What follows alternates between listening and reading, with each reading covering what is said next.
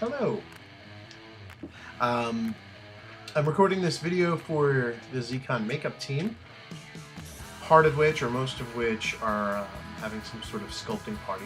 So, since I can't be there, I just wanted to bring in some advice, some notes, and kind of bring you guys up to speed with my current thinking.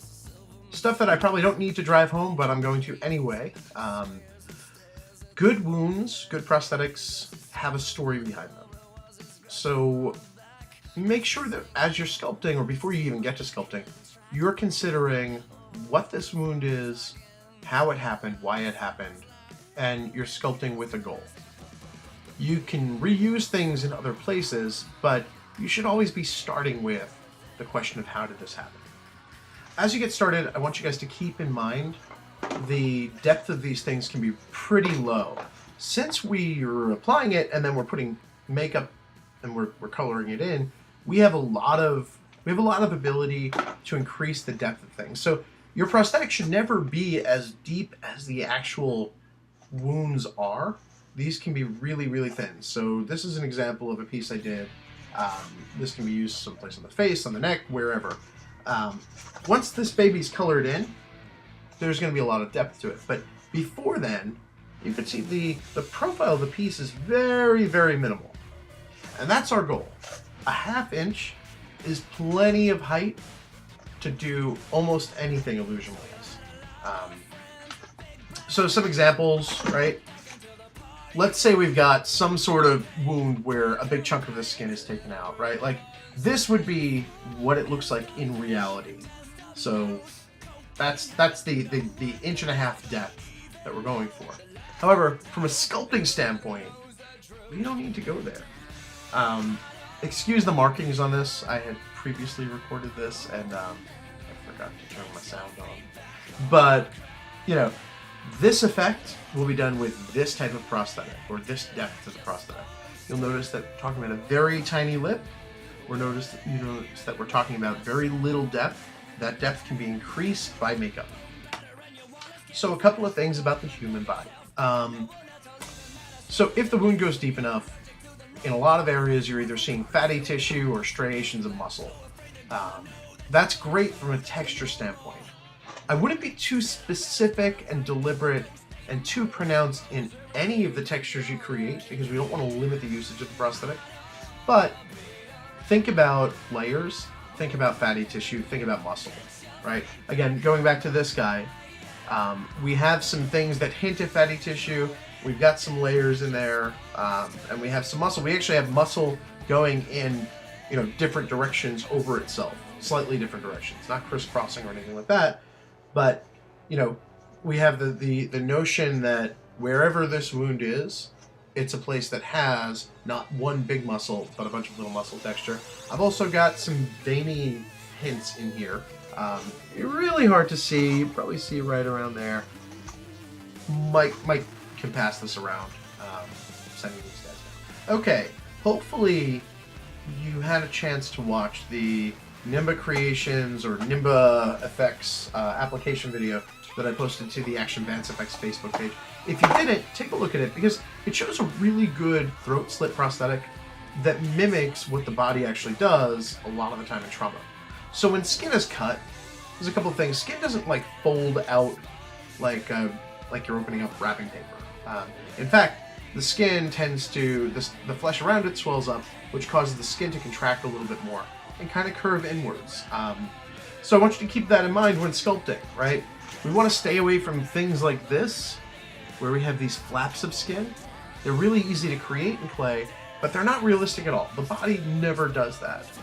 In fact, what happens is the body pulls that skin back, which forces it to sort of contract over itself.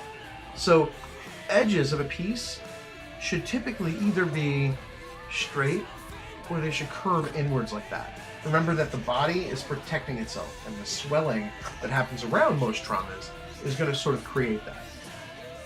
Mike and Michelle, you guys can probably explain that function of the body better than I can. So if you're standing in this room, hit pause and explain it, please. So as I just mentioned, it's really easy to accidentally sculpt something like this. I want you guys to get rid of those points. Use a tool, use whatever tool you can to dig out and create depth around the skin. There's a lot of sort of straight cuts here. In fact, there's even a little bit of an undercut, which in sculpting we tend to try to stay away from, but this is such a small piece and silicone is so soft that it's perfectly safe. I want to talk about racial profiling for a second. No, wait, that's not right. I don't want to talk about racial profiling. I want to talk about profiling your pieces.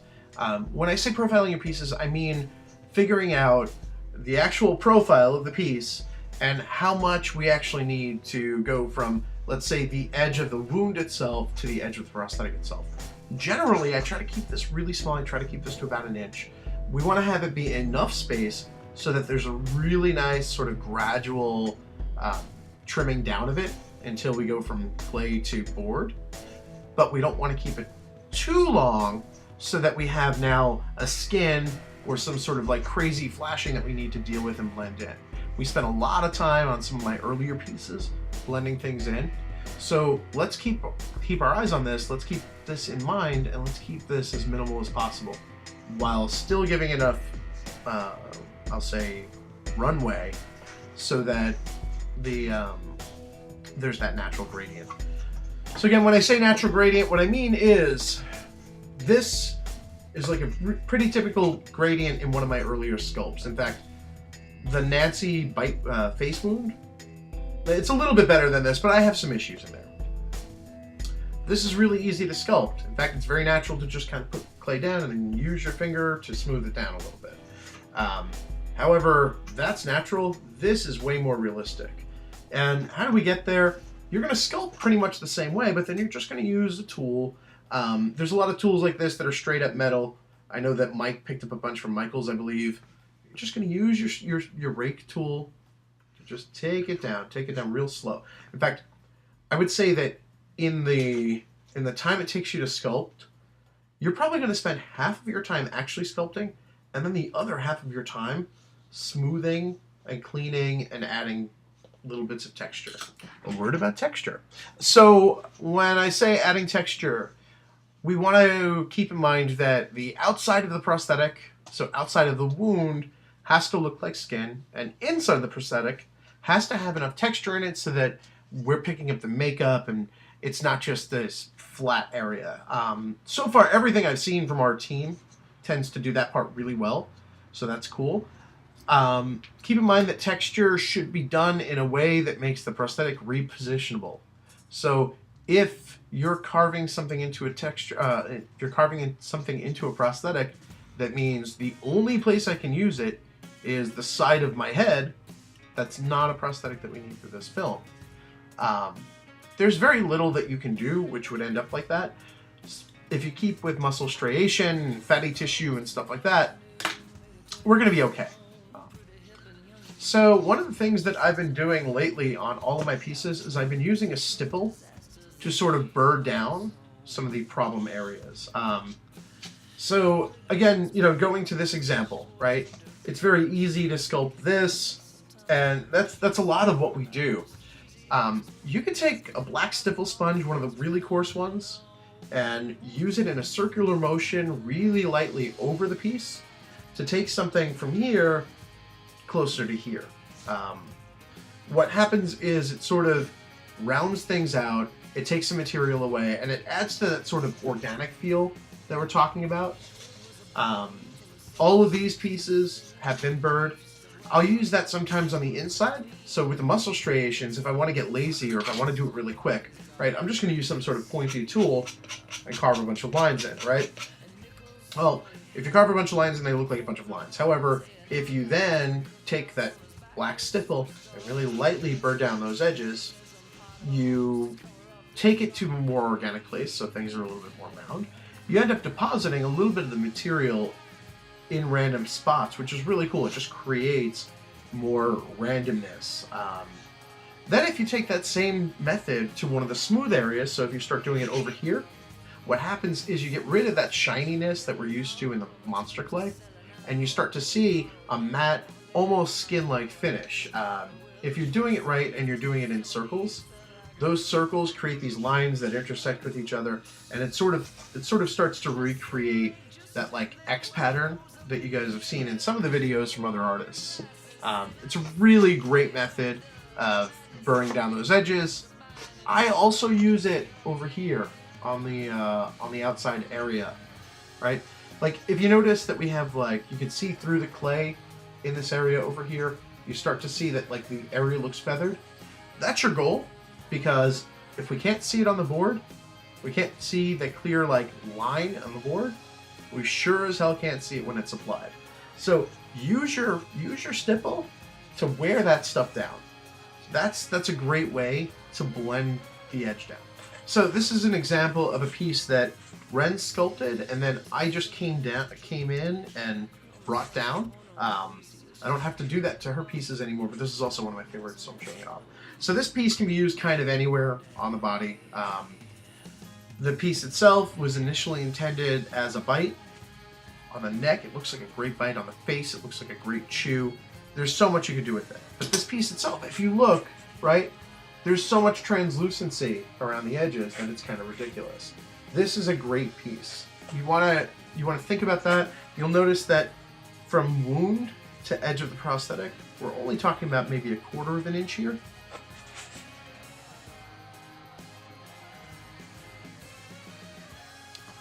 It's a lot of detail. I like it. I like it a lot. Last but not least, I want to talk to everybody about baby arms. What are baby arms?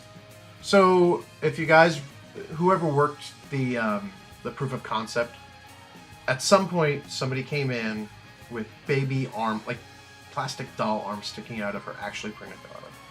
I flipped as shit. Turns out it was the wife of one of the production crew members. Everything's cool now, we're all friends. And Mike shot around it. Why did I have a problem with that? Well, within ZCON, we're here to make really good-looking, scary zombies. And we've put in a shit ton of effort to get everybody up to speed, to come up with this style. Our zombies are never going to look funny. The only comedy in this movie is going to come from the script. And there's a shit ton of it in the script. So our job is to keep things realistic.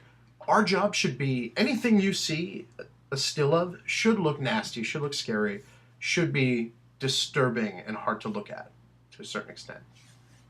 So we need to stay away from goofy shit. And when I say goofy shit, I mean, yeah, arms coming out of the chest, pieces that just don't look realistic.